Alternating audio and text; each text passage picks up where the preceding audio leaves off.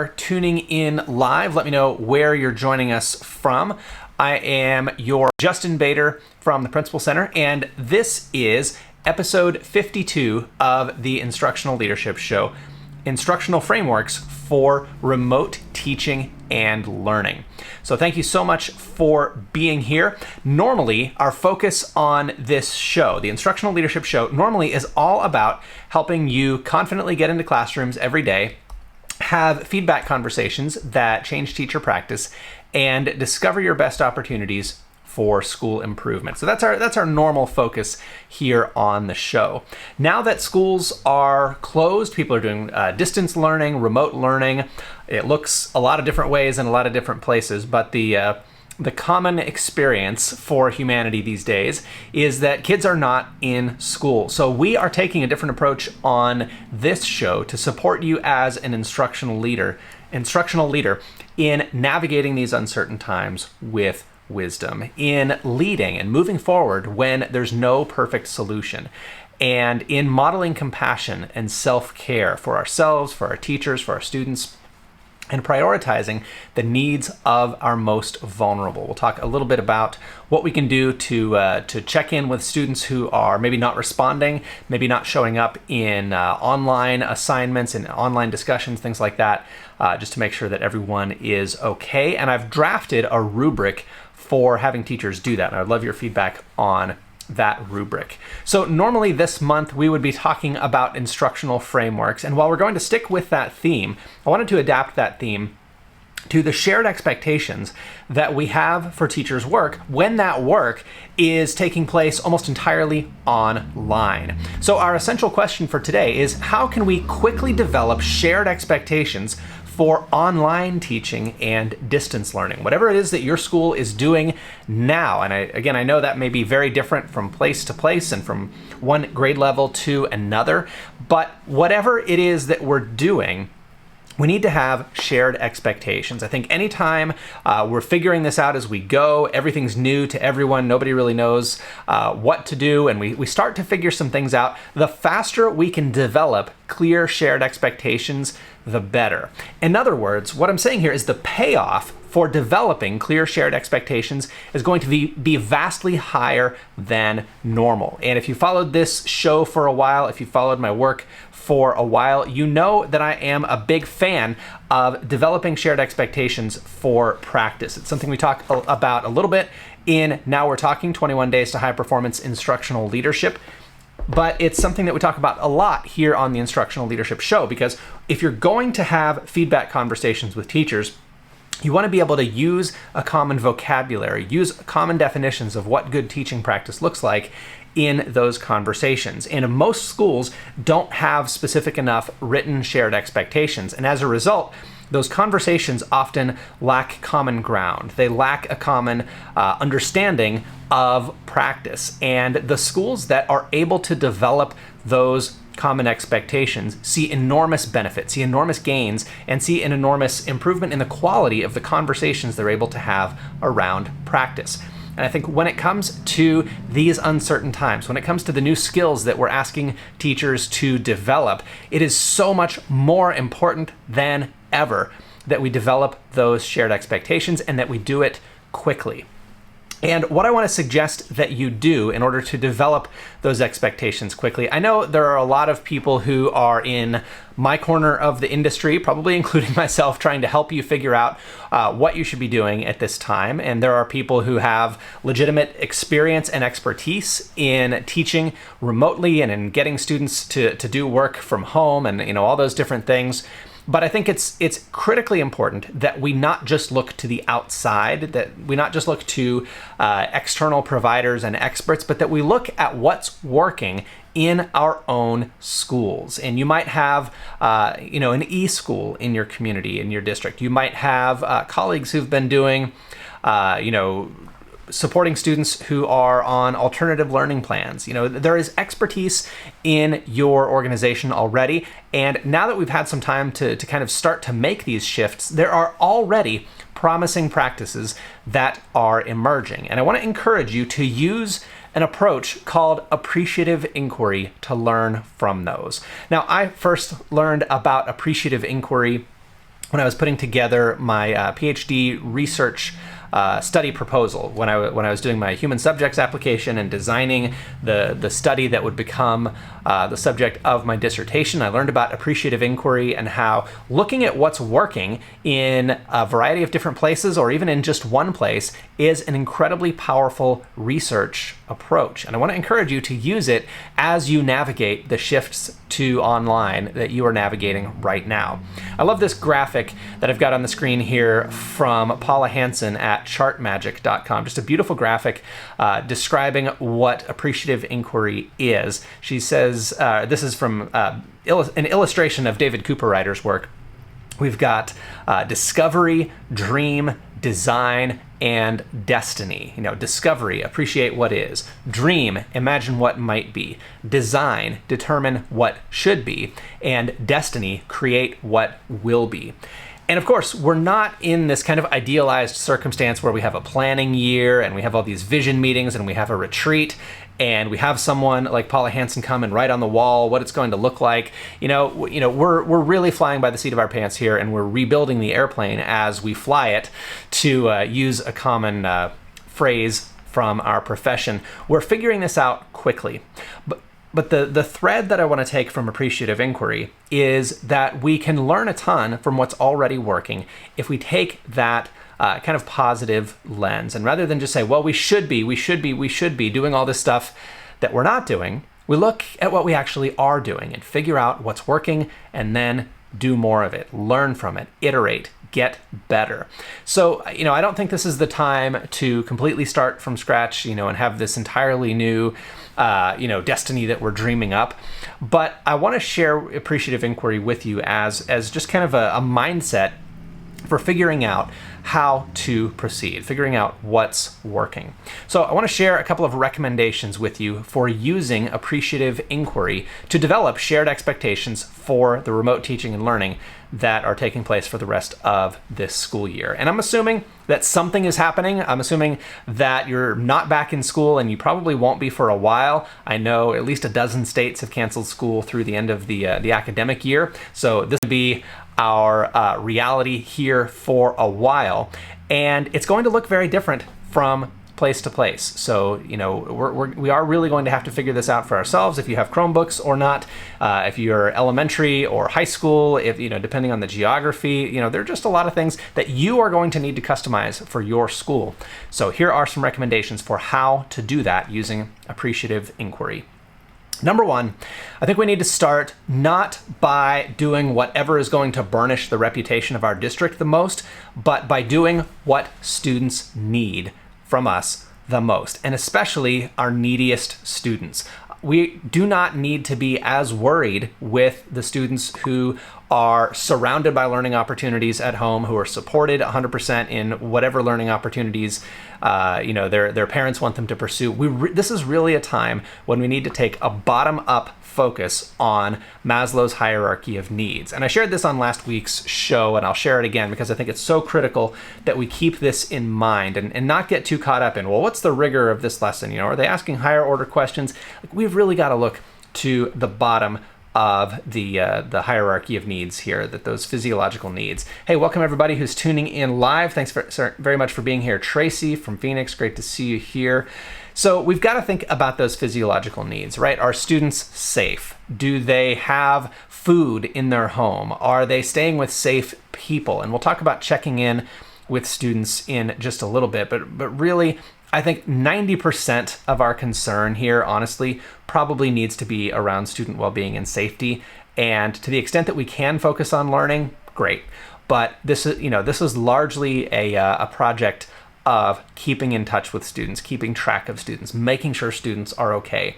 And if we are then able to make lots of learning happen, wonderful. But first things first. We are not going to get a lot of great learning out of kids when what they are focused on, what they need, is the basics. If they're focused on getting food, if they are focused on running out of soap and toilet paper, those are the things that we've really got to make sure that we are addressing first. Even though we probably cannot personally provide all those things, This is where students' focus is. This is what parents are focused on. If they've lost a job, if they worked in a restaurant and that restaurant has had to lay everybody off, first things first. And we've got to think about what we can do to really meet those basic needs first. And as we think about instructional expectations, I think we have got to be willing to shift away from things like rigor and things like assessment. And, I'm glad standardized testing has just kind of been thrown out for the year in most places, because really, that is not what we need to be thinking about now. So, Maslow's hierarchy of needs, we start at the bottom and work our way up. Number 2, in developing shared expectations, we need to look at what people are already doing that is working. And when I say people, I mean people in your school already, with the resources, with the training, with the equipment, with the connectivity that you already have. We need to work with what we have and figure out what's working with what we already have, and then get good at that within those resources.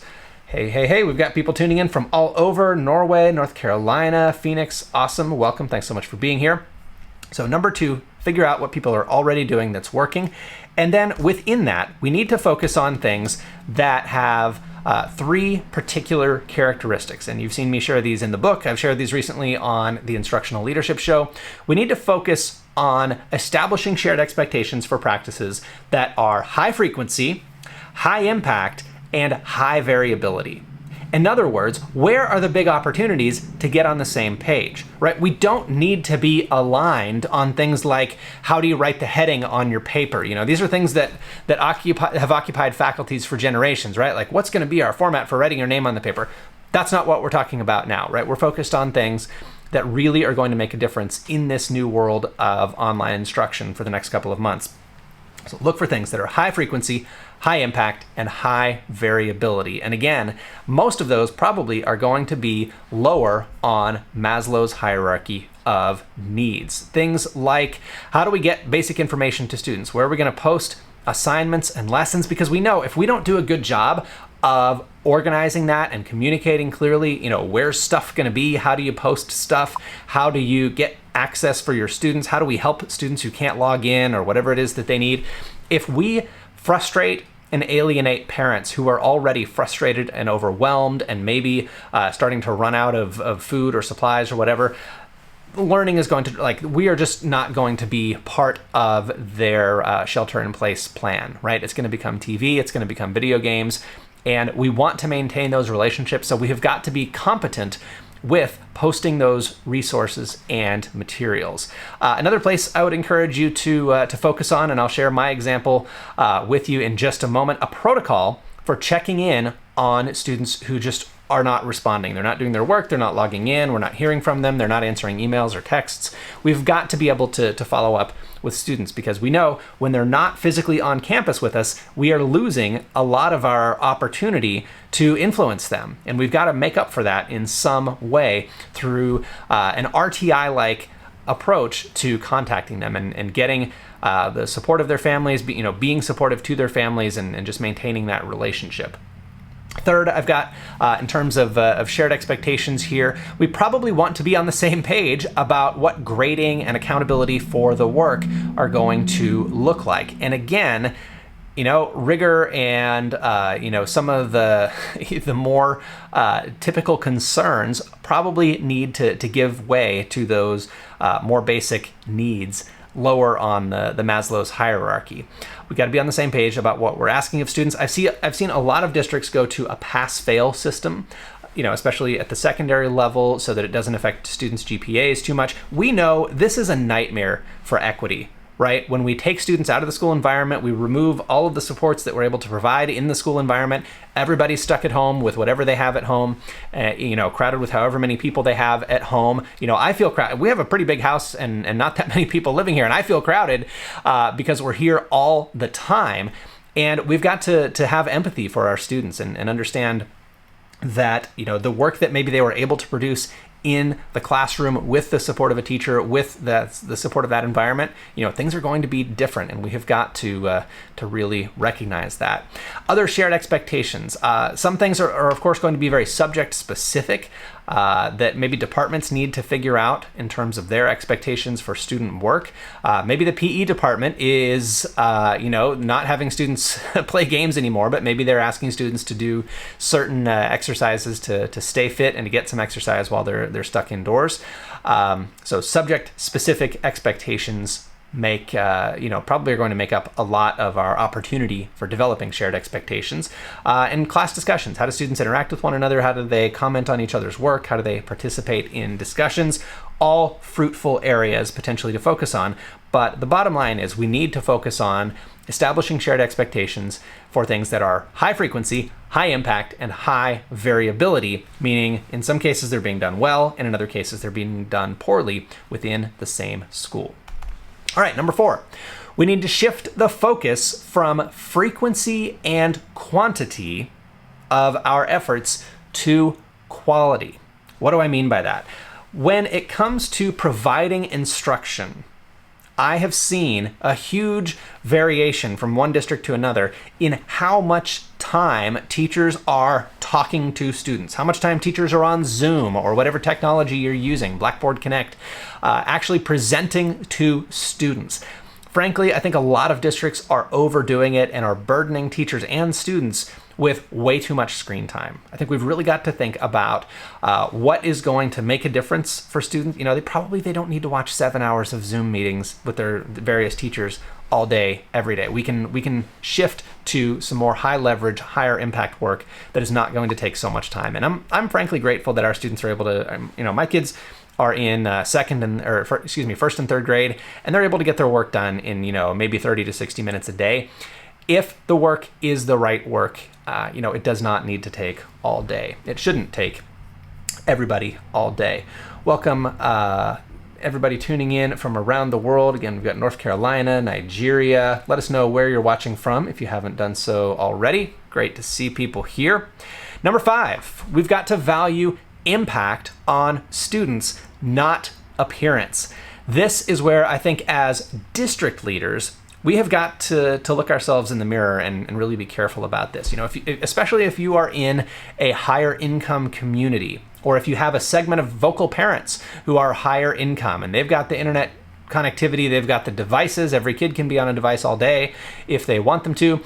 We have got to be careful about the decisions that we're making that satisfy those parents like you and me, frankly, at the expense of every other student who is not, clamoring for 7 hours of direct face-to-face instruction on Zoom every day. We've got to really think about what is going to help our students, not just what is going to look good to our parents. So some difficult decisions being made in districts and in schools around the world, but I think we've really got to think about the students who need us the most, not just the parents who come at us the most.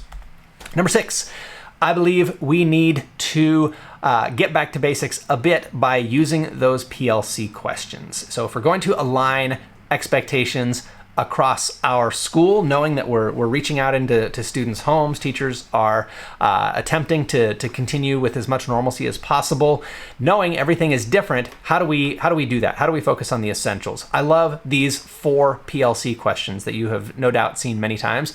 What do we want students to know and be able to do?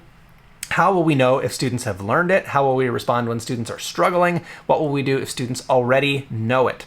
Notice that none of these questions is about how we can give students lots of work to keep them busy on stuff that we've already taught them. What about that one? I feel like a lot of our first attempts to come up with stuff for kids to do honestly don't satisfy any of these questions. Don't address any of these questions because they're busy work. And busy work might get us through the first couple of days of establishing a routine of learning from home. But let me tell you, kids are going to catch on quick if everything that we're feeding them is, review busy work. We've really got to think about, okay, what are our power standards here? What were we going to teach the rest of the year? And how can we most efficiently teach that with the limited opportunity that we have here. Hey, Shelby's tuning in from Hawaii. Yes, we'll leave this recording up for a while. So yeah, feel free to save this wherever you're watching it on Facebook or wherever. Latoya's tuning in from Los Angeles. Brendalin's tuning in from Idaho. Welcome, welcome. All right, so those 4 PLC questions can be a really great guide to what matters most in this time. Number 7, this is where we're starting to get specific here about establishing shared expectations for remote learning. So if you're just tuning in, we are here to talk about establishing common expectations among your staff for how we teach for the rest of this crazy school year. So number 7 here, break expectations into their key components. So this is something that I've been teaching for a long time in the Instructional Framework Development Program. These 2 steps here, break expectations into their key components, and number 8, have teachers draft rubrics for their key components, are really the core of what people do in the Instructional Framework Development Program. And I was talking to one of our members today who's a principal in New York City, and he's having his teachers go through this program now and figure out, okay, given how we're teaching for the rest of the year, what are some of our key expectations? What are some of the really big high priority things that we need to be thinking about? You can do this at the department level, you can do this at the grade level, team level, and have team leaders put their heads together and say, okay, what really matters? Like knowing we've got our own kids at home with us, knowing that kids are in a wide variety of circumstances, what are the essentials? And what does that look like in practice from our perspective as teachers? So we do that. You can see I've got the little workbook on the screen here. But we do that in a couple ways. First, we take an area of expectations, we break it down into the key components, and then we make a 4-level rubric for each of those components. This is kind of a big topic, and I can't do it justice here, but I wanted to give you just a real quick example. Let's say you want to establish shared expectations in the area of checking in with your non-responsive students. All right, let's see if it meets that 3-part test. Is it high frequency? Is this something that is relevant to every lesson, every student, every day? Yes, I'm assuming you are going to have non-responsive students every single day. Is it high impact? Well, yeah, if we're not getting any response out of students, if they're not paying attention to us at all, they're just sitting at home, hopefully safe, we don't know what they're doing, then there is a high impact to getting in touch with them, to reactivating them as learners, getting them back involved in our learning community. And is there high variability? Well, yeah, we probably have some students, some teachers who are doing really well with this. They're reaching their students, they're reaching their families, they're using all the different communication channels available to them, and they're getting a response. We probably have other people who are just kind of throwing stuff on Google Classroom and calling it a day, and that creates for us an opportunity as leaders. So here's what I put. I just drafted this in like 5 or 10 minutes. You can have your staff do this very quickly and put their heads together, or you can draft something like this and send it out for feedback. On the unsatisfactory end of the spectrum, I put, all right, the teacher posts and grades assignments, sends general reminders to do the work, but doesn't follow up with non-responsive students beyond a single attempt. Notice that even in my unsatisfactory column there, I'm putting at least makes an attempt at least once to follow up with non-responsive students on an individual basis, all right? So what we're doing here is we're kind of creating a culture, one expectation at a time, in areas where we really have not had culture in our school, right? Like this is not much of a thing normally that we even have to worry about. So we're creating culture by creating shared expectations. One level up, I attempt to contact non-responsive students using a series of messages in a single communication channel. Okay, maybe a little bit better. But proficient requires that I work with my colleagues to make persistent attempts to contact non-responsive students using all available communication channels, including phone, email, text, and so on.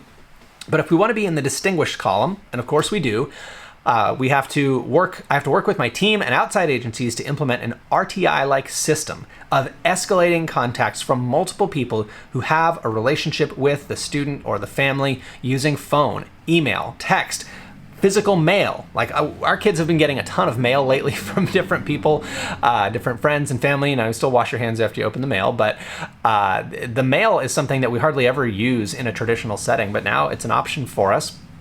And when necessary, in-person safety checks. I hate to even mention this, but I think we need to. I've seen a number of articles lately about the concerns that domestic violence is going to be on the rise as people are kind of stuck at home together for extended periods of time, that could lead to some unsafe situations that maybe have been manageable up to this point. I think we've really got to really stay in touch with our students, make sure that they know how to reach us if they need to.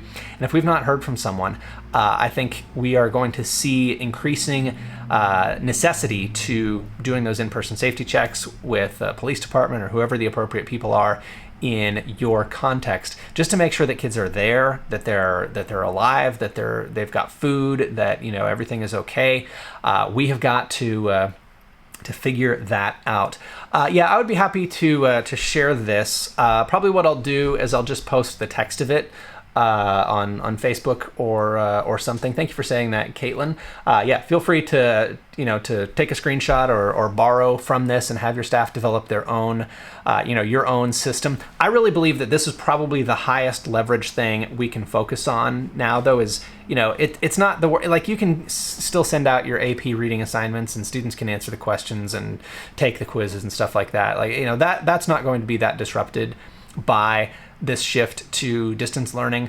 I think the really big concerns, the really high leverage, high impact opportunities we have to make a difference for our kids are on safety and and staying in touch with the school community. So that's why I wanted to give this example, but please make this fit your context, make this your own, and get teachers involved in making their own rubrics for how we operate in these crazy times. Because what's going to happen is if teachers develop these themselves, there's going to be much more ownership, right? There's going to be much more respect for it. Don't take my thing and say, well, Justin said to do this, so just do it. You're going to get much better results if you have people develop their own expectations working together. So as I mentioned, that is what a number of our member schools are doing. If you do not have access to this program currently and you are a member, let us know. We'll send you the link and you can send that out to your staff right now. If you're not a member, we actually have a $1 membership offer going on right now. So our main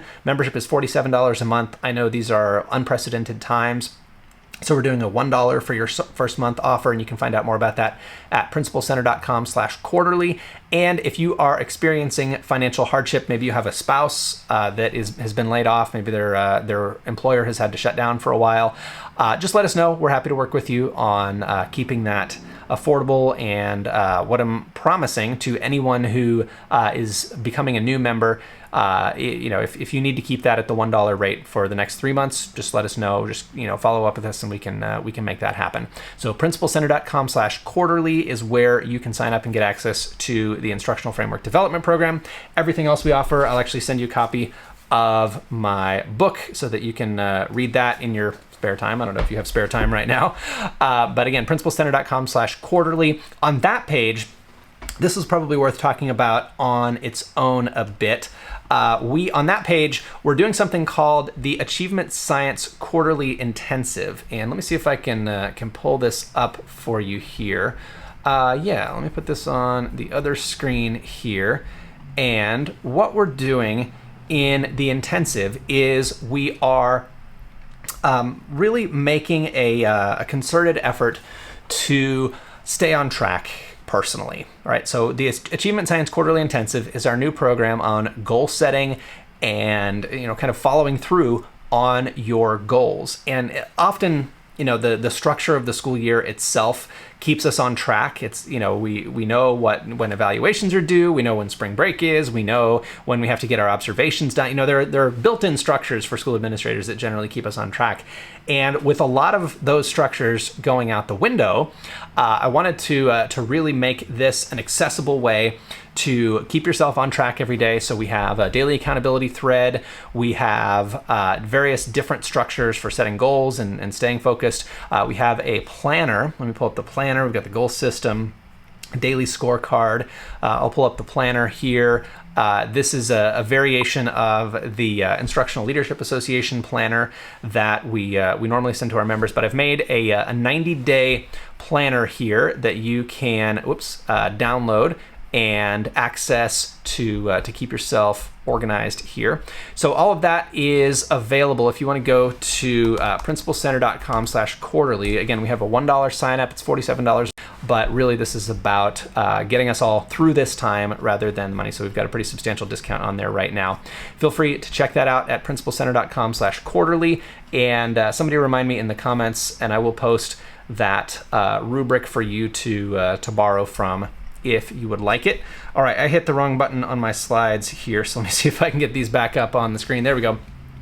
One more thing that we've got coming up, in order to stay in touch with staff, I think it's important that we check in not only with our students, especially if they are not responding, but I think it's critical that we stay in touch with our staff. And often we're in touch with certain teachers, but maybe there are people who we haven't had a reason, we haven't had a specific agenda item to bring up with certain people, so we haven't been in touch with them.